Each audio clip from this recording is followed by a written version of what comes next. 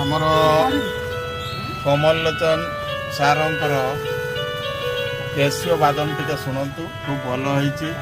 ସେ ଖୁବ୍ ସୁନ୍ଦର ଭାବରେ କ୍ୟାସିଓ ବଜାଇଥାନ୍ତି, ଦେଖନ୍ତୁ କେମିତି ସେ ବଜାଉଛନ୍ତି।